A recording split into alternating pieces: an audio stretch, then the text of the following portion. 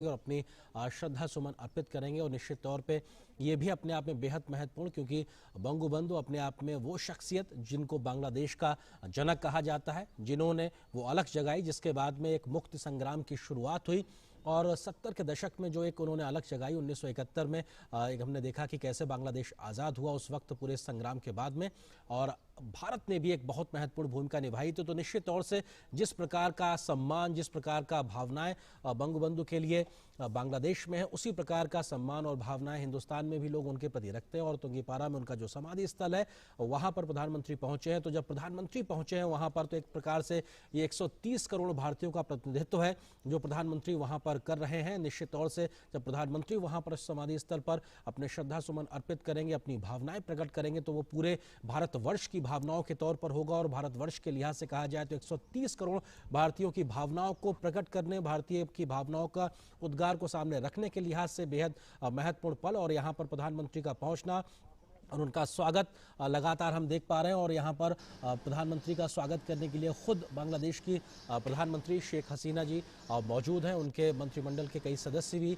वहाँ पर मौजूद नजर आ रहे हैं। तो निश्चित तौर पे हमने कल भी देखा कि कैसे प्रधानमंत्री को एयरपोर्ट पर रिसीव करने के लिए खुद शेख हसीना जी पहुंची थी, जो कि प्रधानमंत्री हैं बांग्लादेश की प्रोटोकॉल से इतर, यानी कि दोस्ती को और गहराई देने के लिहाज से उनके इस जेस्चर को देखा गया। और आज भी अब जब प्रधानमंत्री बंगबंधु के यहाँ पे समाधि कॉम्प्लेक्स में पहुंचे हैं तो खुद प्रधानमंत्री शेख हसीना ने उनको यहाँ रिसीव किया। और ये रेड कारपेट ये बताता है कि कैसे भारत के प्रति बांग्लादेश में प्रधानमंत्री मोदी के प्रति एक आदर है, भारतीय लोगों के प्रति आदर है। और ये साफ तौर पे इस बात का दर्शाता है कि कैसे भारत और बांग्लादेश दोस्ती को आगे बढ़ाने के लिए मिलकर काम करने को तैयार है।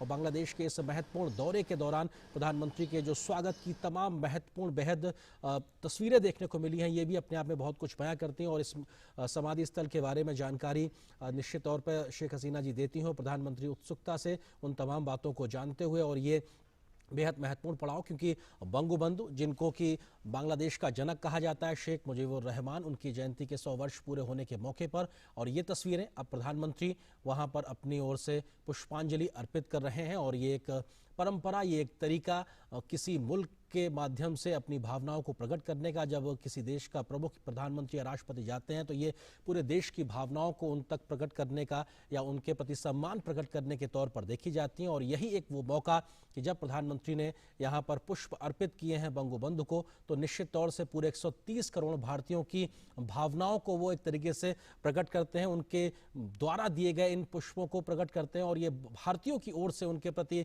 एक सम्मान है, श्रद्धा है, और ये तस्वीरें उसका परिचायक है जहां पर प्रधानमंत्री ने ये पुष्प अर्पित किए हैं। तो निश्चित तौर से बंगबंधु को लेकर जिस प्रकार का सम्मान बांग्लादेश में है, उनकी शख्सियत को लेकर जिस प्रकार से निसंदेह कोई वहां पे इस बात को नहीं कह सकता कि उनके प्रति किसी भी प्रकार का किसी के मन में कोई दूसरी भावना हो, तो वही भावना नजर आती है हिंदुस्तान में भी। और वो एक परिलक्षित हो रही है इन तस्वीरों के माध्यम से तब जबकि प्रधानमंत्री नरेंद्र मोदी पहुंचे हैं बंगबंधु के समाधि स्थल पर, और यहाँ पर वो इस वक्त वहाँ पे पुष्पांजलि अर्पित कर रहे हैं। और निश्चित तौर से प्रधानमंत्री शेख हसीना, उनकी बहन और अन्य मंत्रिमंडल के सहयोगी अपनी धार्मिक मान्यताओं के आधार पर इस बात को सामने रखते हुए कि उनकी जो आत्मा है उनको शांति मिले, उनके द्वारा दिखाए हुए रास्तों पे हम आगे चल सकें, उनके दिखाए हुए आदर्शों को हम मान सकें, और उस आधार पर हम आगे कैसे बढ़ सकें, जो एक आधार उन्होंने तय किया था देश को आगे बढ़ाने के लिए, मुक्ति संग्राम की एक जब उन्होंने अलख जगाई थी, तो ये इबादत में या कहा जाए दुआओं में एक तरीके से मांगने की जो परंपरा है धार्मिक तौर पे, आध्यात्मिक तौर पे, उसका एक अनुसरण करती हुई वो तस्वीरें हम देख पा रहे हैं। साफ तौर पे जो उन धार्मिक मान्यताओं को मानने वाले लोग हैं वो अपने तरीके से कर रहे हैं। प्रधानमंत्री अपनी तरफ से इस सर झुकाकर एक प्रकार से उस समाधि स्थल के सामने खड़े हुए हैं और अपनी भावनाओं को प्रकट कर रहे हैं कि हाँ, हमें उन आदर्शों को मिलकर आगे जीवंत रूप देने की जरूरत है जो बंगबंधु ने दिखाई थी, हमें उन आदर्शों को आगे ले जाने की जरूरत है जो हमें महात्मा गांधी ने दिखाई थी। और ये एक प्रकार से एक रिचुअल तरीके से कह सकते हैं या एक परंपरागत तरीके से कह सकते हैं, उन भावनाओं को प्रकट करने का ये एक मौका बेहद महत्वपूर्ण, क्योंकि ये एक जुड़ाव को प्रकट करता है। क्योंकि ये जुड़ाव सिर्फ दो देशों का नहीं, ये दो प्रधानमंत्रियों के बीच का जुड़ाव नहीं, बल्कि ये उन करोड़ों करोड़ों लोगों के बीच का जुड़ाव है। जो जुड़ाव ये बताता है कि आखिर कैसे हिंदुस्तान और बांग्लादेश एक दूसरे के साथ में जुड़े हुए हैं, रचे बसे हुए हैं। और निश्चित तौर से यहाँ से अब ये बात आगे बढ़ती है। और यहाँ पर प्रधानमंत्री ने अपनी भाव यहाँ प्रकट किए, उनके सामने अपनी इबादत, अपनी दुआ, अपनी प्रार्थना, अपनी भावनाएं, अपनी पुष्पांजलि अर्पित की। और साफ तौर पे इस बात को कहीं ना कहीं उनके मन में रहा होगा कि महात्मा गांधी और बंगबंधु ने जो आदर्श दिखा के रखे हैं, जो साझा विरासत हमको दी है, हमें उन आदर्शों पे मिलकर कैसे समृद्ध दोनों मुल्कों को बनाना है, और साथ ही साथ दोनों मुल्क ही नहीं बल्कि इस पूरे क्षेत्र को और विश्व की बेहतरी के लिए काम करना है। तो ये कॉम्प्लेक्स, ये म्यूजियम नहीं, ये समाधि स्थल बंगबंधु का, जो अपने आप में बेहद महत्वपूर्ण, और ये बांग्लादेश के हर एक व्यक्ति के लिए एक बहुत महत्वपूर्ण स्थल है, क्योंकि यहाँ पर लोगों के आने के बाद में स्वतः एक भाव अलग प्रकार का उत्पन्न होता है, उनके मन में उस प्रकार का एक भाव उत्पन्न होता है कि ये वो शख्सियत से जुड़ा हुआ एक संग्रहालय है, एक कॉम्प्लेक्स है, जहाँ पर उन्होंने देश की आज़ादी के लिए अलग जगाई थी। और उनकी शख्सियत को लेकर किसी को भी संदेह नहीं, निसंदेह वो अपने आप में वो व्यक्ति हैं जिन्हें बांग्लादेश का जनक कहा जाता है। और उनके प्रति, उनके कामों के प्रति, उनकी भावनाओं के, आदर्शों और मूल्यों के प्रति अपने भाव को प्रकट करने के लिए 130 करोड़ भारतीयों की ओर से अपने पुष्पांजलि अर्पित करने की ओर से प्रधानमंत्री का ये दौरा बेहद महत्वपूर्ण। और इस रेड कारपेट पर उनकी अगवानी करने के लिए खुद बांग्लादेश की प्रधानमंत्री शेख हसीना, अपनी बहन और अपने मंत्रिमंडल के अन्य सहयोगियों के साथ में उनका मौजूद रहना, ये भी बहुत कुछ बयां करता है और साफ तौर पे ये दिखाता है कि आखिर कैसे दोनों देशों के संबंधों की जो गहराई है वो बेहद मजबूती के साथ में जुड़ी हुई है। और ये गहराई लगातार बढ़ती दिखाई पड़ रही है। और ये कॉम्प्लेक्स की तस्वीरें जो हम लगातार देख रहे हैं तुंगीपारा से, ये गोपालगंज ज़िले का एक हिस्सा है बांग्लादेश में। और हमने देखा कि आज प्रधानमंत्री जब ढाका से सुबह निकले तो पहले यशस्वेश्वरी मंदिर पहुंचे, जो कि एक सतखीरा में है, शक्तिपीठ है, 51 शक्तिपीठों में से एक।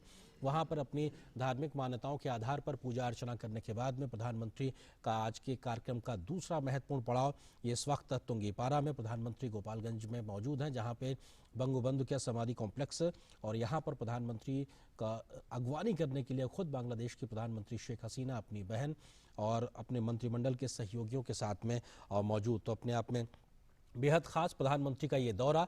और अगर हमारे साथ में लगातार मौजूद अगर है हमारी सहयोगी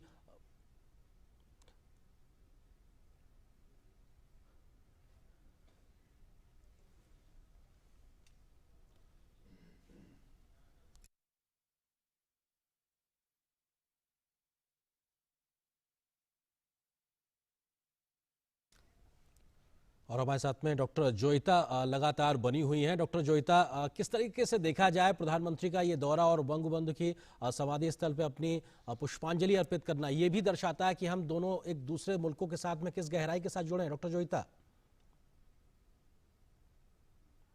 ये तो बहुत ही एक टचिंग मोमेंट लग रहा है। भारत की प्रधानमंत्री बंगबंधु को श्रद्धांजलि दे रहे हैं, क्योंकि साउथ एशिया के बंगबंधु को अगर कोई ट्रूली बता सके, ही इज आइकॉन, आइकॉन है। और उन्होंने, और वहां पे हमारे भारत के प्रधानमंत्री जाना और उसको संबोधन, ये बहुत ही एक टचिंग मोमेंट मुझे लग रहा है। और ये सिर्फ वो पूरा भारत इस जो बांग्लादेश के जो जन्मदाता है, फादर ऑफ द नेशन है, ये मुझे लगा आज की इन दिन पूरा भारत उनके साथ नमन कर रहा है।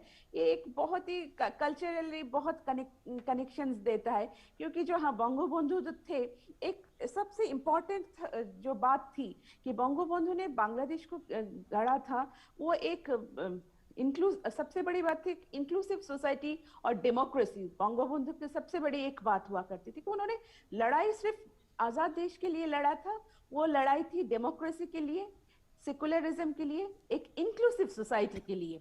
और वही मूल्य हमारा भारत भी, हम लोग इन्वाइव करते हैं। हमारा भी एक वाइब्रेंट डेमोक्रेसी है, एक बहुत बड़ी हम लोग भी एक इंक्लूसिव सोसाइटी है, and we are secular country. तो ये सब वैल्यूज को भी मुझे लगता है this is also celebration of common values.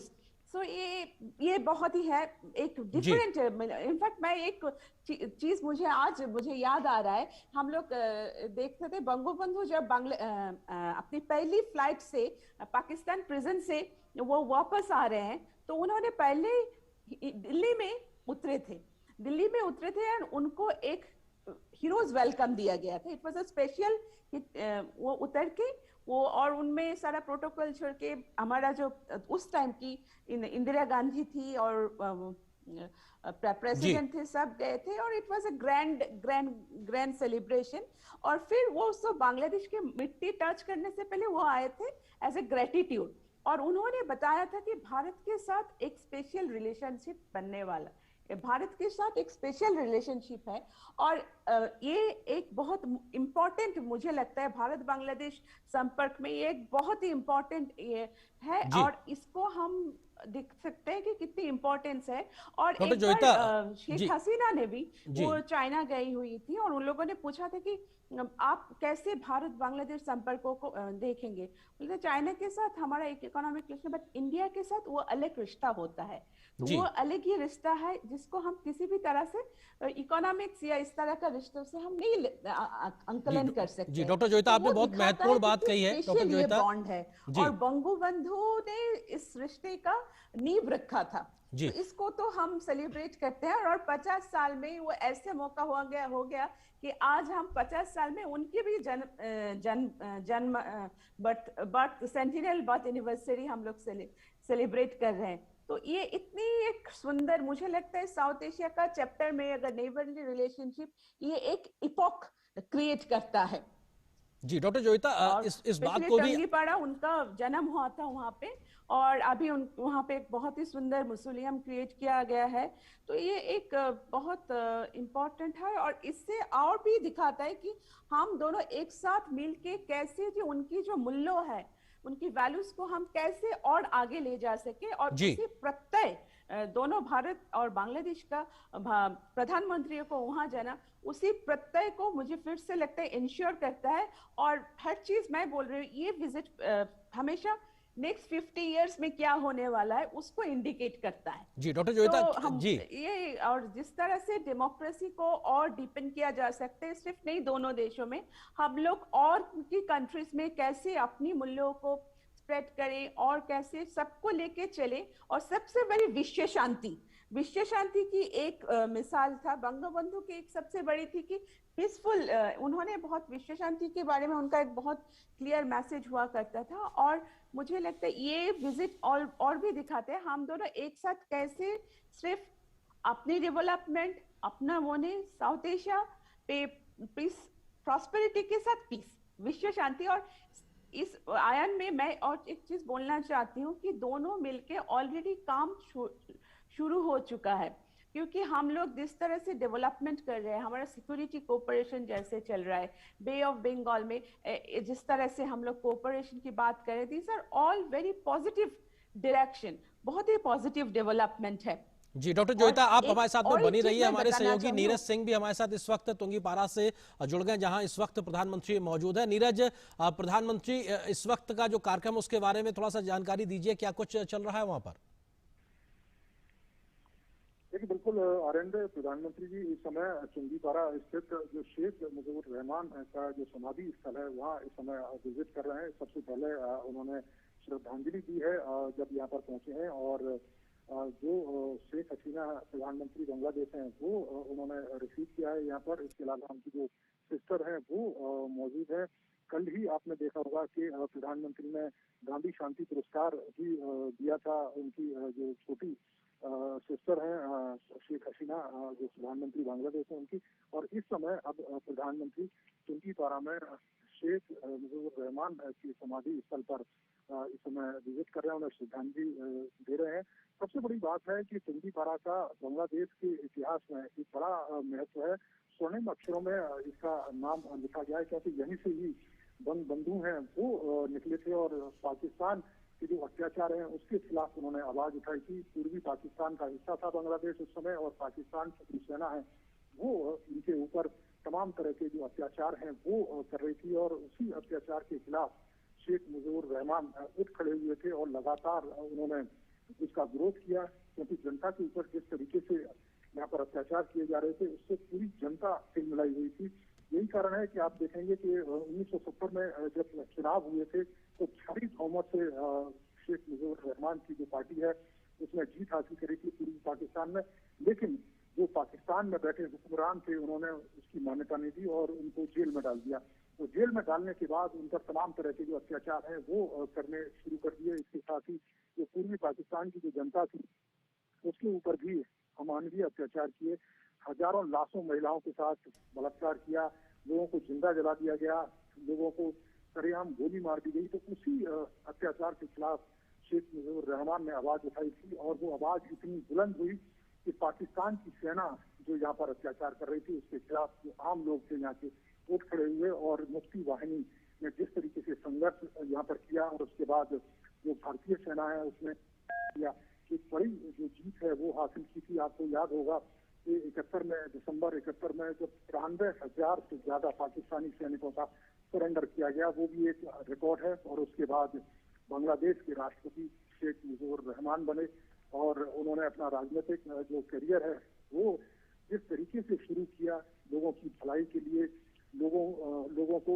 ज्यादा से ज्यादा जो सत्ता है उसका लाभ किस तरीके से पहुंचाया जा सकता है, लोगों का जो काम है वो ज्यादा किस तरीके से किया जा सकता जी है। नीरज, यहाँ तक कि उन्होंने एक जो वाक्य है वो ये कहा था कि अगर मैं किसी बात को कह रहा हूँ और कोई मेरी बात का विरोध कर रहा है तो इसका मतलब ये नहीं है कि उसे जीने का अधिकार नहीं है। तो लोकतंत्र में वो विरोधियों की बात को सहने की भी क्षमता रखते थे। इस तरह की राजनीति उन्होंने की और फिर राजनीतिक हिंसा का शिकार हुआ। उसके बाद पूरे परिवार को उनके मार दिया गया और जो उनकी जो बेटियां थी शेख हसीना और उनकी जो छोटी बहन है वो उस समय जर्मन में थी, वो बच गई थी लकीली। और उसके बाद वो भारत लौटी और भारत लौटने के बाद 1981 में उन्होंने यहाँ की राजनीति में प्रवेश किया। और आप अगर देखेंगे कि जो बांग्लादेश का जो शुरुआती दौर था, जो 75 के बाद जिस तरीके की राजनीतिक अराजकता रही है, उसके बाद जब शेख हसीना ने प्रधानमंत्री पद का ग्रहण किया या प्रधानमंत्री पद पर पहुंची, उसके बाद राजनीतिक स्थिरता देखने को मिली और बांग्लादेश विकास के भी कई सारे नए पायदानों पर धीरे धीरे आगे चल रहा है, आर्थिक तरक्की कर रहा है, स्टेबिलिटी इस पूरे इलाके में आई है। तो ये एक जो बड़ा बदलाव है वो देखने को मिला है और तुंगी पारा ने उसमें एक बड़ी भूमिका निभाई है। जी नीरज, हम चूंकि आप वहां मौजूद हैं, किस तरह से देख सकते हैं कि तुंगी पारा की बात की जाए या फिर हम इस कॉम्प्लेक्स की बात करें, समाधि स्थल की बात करें, बंगबंधु की यादों को, उनके आदर्शों को, उनके मूल्यों को कैसे सहेज के रखा गया है? कोई व्यक्ति अगर वहां आता है तो कैसे उनके विचारों से वो रूबरू हो सकता है, मिल सकता है, साक्षात्कार कर सकता है? उसको लेकर क्या कुछ जानकारी आप साझा करेंगे हमारे साथ? देखिए, बिल्कुल यहाँ पर एक बाकायदा म्यूजियम यहाँ पर बनाया गया है। बंगबंधु से जुड़ी हुई तमाम जो चीजें हैं वो यहाँ पर रखी हुई है, उनकी हर एक तस्वीर मौजूद है। उन्होंने संघर्ष। नीरज, हम आपको फिलहाल रोकना चाहेंगे, आपसे हम ये बातचीत जारी रखेंगे, लेकिन इस वक्त जो तस्वीरों में हम देख पा रहे हैं, प्रधानमंत्री यहाँ पर इस कॉम्प्लेक्स में अपनी भावनाएं यहाँ उकेरते हुए, अपने बातें यहाँ पे लिखते हुए उस विजिटर बुक में कि आखिर जब वो यहाँ आए तो उन्होंने क्या महसूस किया। और जैसा कि हमने कल भी देखा था, उन्होंने वॉर मेमोरियल पे अपने शब्दों को उकेरा था, अपनी भावनाओं को प्रकट किया था। इसी प्रकार से प्रधानमंत्री यहाँ पर अपनी बात को शब्दों के माध्यम से, जो विजिटर बुक है, जो आगंतुक पुस्तिका जिसको कहा जाता है, जब भी कोई बड़ा व्यक्ति कहीं पे विजिट करता है तो उसने क्या महसूस किया, किस प्रकार की भावनाओं को देखा, वो जो उनके मन के उद्गार होते हैं उनको वो प्रकट करते हैं विजिटर बुक में। और ये एक प्रकार से एक पुस्तिका, एक ऐसी बुक होती है जो हमेशा सहेज के रखी जाती है। इसमें तमाम गणमान्य लोगों की भावनाएं यहाँ पे संकलित रहती हैं और ऐसी ही इस बुक में प्रधानमंत्री ने अपनी बातों को शब्दों के माध्यम से सामने रखा है। और ये एक तरीके से एक मौका होता है कि जब वो आज इस मौके पर यहाँ पर आए थे तो उन्होंने क्या महसूस किया और इस विजिटर बुक में उन्होंने अपनी बात रखी और अपने साइन किए। तो निश्चित तौर से अभी कुछ देर बाद हमको ये भी जानकारी मिलेगी कि आखिर उन्होंने यहाँ पर अपने क्या शब्दों को उकेरा है, क्या भावनाओं को व्यक्त किया है। नीरज, हमारे सहयोगी लगातार हमारे साथ बने हुए। नीरज, आप अपनी बात पूरी करें। देखिए, बिल्कुल मैं वही बता रहा था आनंद कि जो भी विजिटर यहाँ पर पहुँचता है उसके लिए बंगबंधु से जुड़ी हुई तमाम जो चीजें हैं वो यहाँ पर मौजूद हैं। एक बाकायदा म्यूजियम बनाया गया है और उन सभी तस्वीरों को वहाँ दर्शाया गया है कि किस तरीके से बंगबंधु ने यहाँ पर आंदोलन किया, किस तरह से पॉलिटिकल जो सत्ता है वो उन्होंने हासिल की, किस तरीके से यहाँ पर हिंसा का एक दौर चला था बांग्लादेश के अंदर, किस तरीके से जो पाकिस्तान की सेना का जो अत्याचार है वो हो रहा था। तो वो तमाम जो दृश्य हैं वो फोटो प्रदर्शनी के माध्यम से यहाँ पर एक एग्जीबिशन लगाई गई है और एक म्यूजियम है, वहाँ पर जो भी विजिटर है वो उसे देख सकते हैं। और इसके अलावा जो तमाम उनसे जुड़ी हुई जो चीजें हैं वो यहाँ पर मौजूद है। तो निश्चित तौर पर कोई भी व्यक्ति जब यहाँ पर विजिट करेगा, कोई भी व्यक्ति जब यहाँ पर देखने के लिए समाधि स्थल आता है तो बंगबंधु से जुड़ी तमाम जो जानकारियां हैं या उनसे जुड़ी हुई तमाम जो चीजें हैं वो यहाँ पर मौजूद हैं। उनको देखकर उनके संघर्षों को वो याद कर सकता है, उनके संघर्षों से वो सीख सकता है, क्योंकि वो लगातार भलाई की बात करते थे, लगातार राजनीति में शुचिता की बात करते थे, लगातार राजनीति में पारदर्शिता की बात करते थे, लगातार तुंगीपारा से वो जगह है कि जहाँ से उन्होंने संघर्ष किया और यहीं से वो राष्ट्रपति के पद तक पहुंचे। तो आप समझ सकते हैं कि बांग्लादेश के इतिहास में तुंगीपारा का नाम कितना महत्वपूर्ण है। और ये मौका आज इसलिए भी सबसे ज्यादा खास हो जाता है आरंभ कि भारत का कोई भी प्रधानमंत्री ये पहली बार है कि यहाँ तुंगीपारा विजिट करने के लिए आया। और ये हम देखेंगे कि जिसमें भी, अगर आप देखें कि जो वीवीआईपी की विजिट रहती है वो ज्यादातर ढाका या उसके इर्द गिर्द ही सिमट के रह जाती है, लेकिन प्रधानमंत्री नरेंद्र मोदी ढाका भी पहुंचे, इसके अलावा तुंगीपारा भी पहुंचे।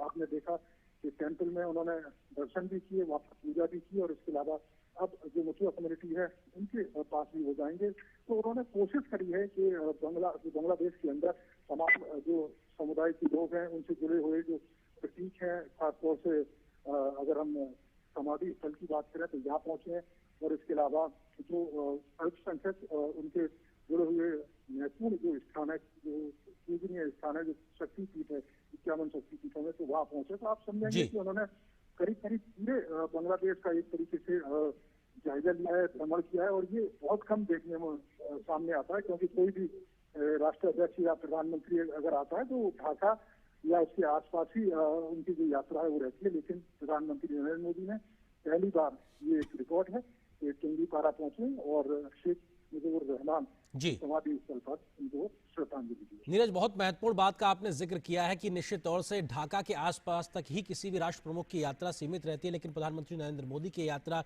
तुंगीपारा तक है। और ये अपने आप में इस बात को इंगित करने के लिए बहुत महत्वपूर्ण है कि बंगबंधु को लेकर भारत और भारतीयों की जो भावना है उसके प्रकट करने के लिहाज से, उसको श्रद्धांजलि अर्पित करने के लिहाज से, उनके प्रति अपनी भाव प्रकट करने के लिहाज से ये बेहद महत्वपूर्ण है। और आपने इस बात का भी नीरज जिक्र किया कि अन्याय के खिलाफ और न्याय की लड़ाई की एक तरीके से उद्घोषणा के लिहाज से तुंगीपारा को जाना जाता है, और यहीं से वो अलग की शुरुआत हुई थी जिसने मुक्ति संग्राम की एक शुरुआत की थी। तो किस तरीके से ये भी अपने आप में बेहद महत्वपूर्ण, नीरज? देखिए, बिल्कुल महत्वपूर्ण है, क्योंकि तुंगीपारा ही एक ऐसी जगह थी जहाँ से जब पाकिस्तान ने अत्याचार करना शुरू किया तो यही से सबसे पहले जो आवाज है वो उठनी शुरू हुई। और आप आरंभ देखें, इस समय प्रधानमंत्री जो शेख मुजीबुर रहमान की समाधि स्थल है वहाँ से निकलकर और एक पेड़ है उसको यहाँ पे लगाएंगे। प्रधानमंत्री ने अपनी यात्रा की शुरुआत में भी एक पेड़ लगाया था, और आज भी जब तुंगीपारा पहुंचे हैं प्रधानमंत्री तो ये पेड़ यहाँ पर लगा रहे हैं। जी, तो निश्चित तौर से कल हमने देखा था कि प्रधानमंत्री ने अर्जुन, जो कि एक बहुत मेडिसिनल प्लांट कहलाता है और उसकी बेहद बहुत खूबियां होती हैं, एक तरीके से औषधीय पेड़ के तौर पे होता है, उसका उन्होंने रोपण किया था। और आज भी यहाँ पर वो एक पेड़ का लगा रहे हैं। ये एक प्रतीकात्मक तस्वीर के तौर पे भले ही कहा जाए, लेकिन इसके मायने बहुत होते हैं। एक पेड़ को लगाना यानी कि एक वृक्ष को लगाना जो दोनों देशों के संबंधों की जड़ों को मजबूत करने के लिहाज से बेहद महत्वपूर्ण माना जाता है। और अगर उस लिहाज से देखा जाए तो ये बेहद महत्वपूर्ण मौका, और प्रधानमंत्री नरेंद्र मोदी एक तरीके से उन भावनाओं को रोपते हुए, उन मूल्यों को रोपते हुए, उन विचारों को रोपते हुए जो दोनों देशों की साझा संस्कृति और विरासत को कहीं ना कहीं साफ तौर पर परिलक्षित करती हैं, तो बेहद महत्वपूर्ण तरीके से उस बीज को बोया जा रहा है, उस पेड़ को लगाया जा रहा है, उस वृक्ष को लगाया जा रहा है प्रधानमंत्री नरेंद्र मोदी के माध्यम से, जो दोनों देशों की संस्कृति, साझा मूल्यों, विरासत, सांस्कृतिक, आध्यात्मिक और तमाम प्रकार के जो साझा हमारी संस्कृतियां हैं उसको कहीं रोपते हुए दिखाई पड़ रहे हैं। और जिस प्रकार से ये वृक्ष बड़ा होगा, ये दोस्ती भी उस प्रकार से मजबूत होगी, उसकी जड़ें गहराई में जाएंगी, उसकी जो वृक्ष की डालियां हैं वो एक प्रकार से लोगों तक अपनी जो छांव है वो पहुंचाएगी। तो निश्चित तौर से चाहे इस लिहाज से कहा जाए कि उसकी जो पेड़ की मजबूती जिस तरह से बढ़ती जाएगी, उसी प्रकार से दोनों देशों की दोस्ती के भी प्रगाढ़ होते संबंधों के तौर पर देखा जाता है। तो ये अपने आप में बेहद महत्वपूर्ण मौके के तौर पर, और प्रधानमंत्री के द्वारा इस पेड़ को लगाना और इस जगह पे तुंगीपारा में, जहां से एक प्रकार से बंगबंधु ने अलख जगाई थी अन्याय के खिलाफ न्याय की आवाज उठाई थी, वहां पर इस प्रकार से दोनों देशों की दोस्ती को मजबूती प्रदान करने के लिए एक पेड़ को रोपना, और ये अपने आप में बेहद महत्वपूर्ण तस्वीरें कि किस तरीके से यहां से भी प्रधानमंत्री ने एक बड़ा संदेश देने की कोशिश की है। हमारे सहयोगी नीरज हमको बता रहे थे कि किसी भी राष्ट्र प्रमुख की अक्सर बांग्लादेश की जो यात्रा है वो ढाका, क्योंकि वो राजधानी है, वहां और आसपास सीमित होती है, लेकिन तुंगी पारा तक किसी राष्ट्र के प्रमुख नेता का यहाँ पहुंचना ये भी अपने आप में एक बहुत बड़ा एक मैसेज है। और प्रधानमंत्री मोदी ने यहां आकर इस बात को सिद्ध किया है कि कैसे भारत और 130 करोड़ भारतीयों की भावनाएं बंगबंधु जो कि शेख मुजीबुर रहमान है उनके प्रति साफ तौर पर जुड़ी हुई। और हमने देखा कि साल 2020 का गांधी शांति पुरस्कार के लिए भी बंगबंधु को चुना गया। तो निश्चित तौर से उनके जो मूल्य हैं, जो आदर्श हैं, उसके साथ में किस प्रकार से भारत ने उनको समर्थन दिया है और भारत के माध्यम से गांधी शांति पुरस्कार का उनके प्रति उनके नाम का चयन करना, ये भी उनके मूल्यों को एक तरीके से प्रकट करता है। और प्रधानमंत्री का यहाँ तक का जो दौरा है ये भी अपने आप में खासा महत्वपूर्ण। और ये इस वक्त तुंगीपारा के जो बंगबंधु समाधि स्थल जो कॉम्प्लेक्स है वहाँ की तस्वीरें हैं। शेख हसीना जो कि प्रधानमंत्री हैं बांग्लादेश की, वो अपनी बहन के साथ में और अपने मंत्रिमंडल के सहयोगियों के साथ में उन्होंने प्रधानमंत्री नरेंद्र मोदी का यहाँ पर स्वागत किया है।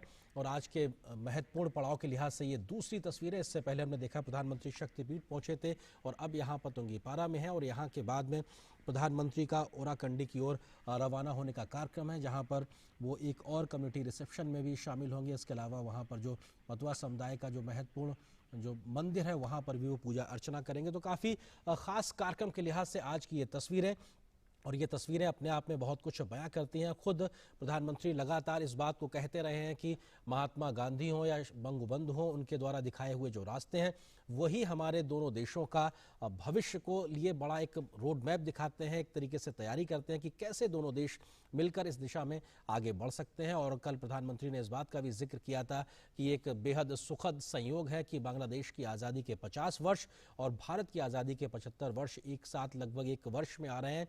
और यहाँ से इस पड़ाव से हमको अभी आगे ये तय करने की ज़रूरत है कि आने वाले अगले 25 वर्ष कैसे होंगे। ये अपने आप में बहुत महत्वपूर्ण है और इन 25 वर्षों में हमको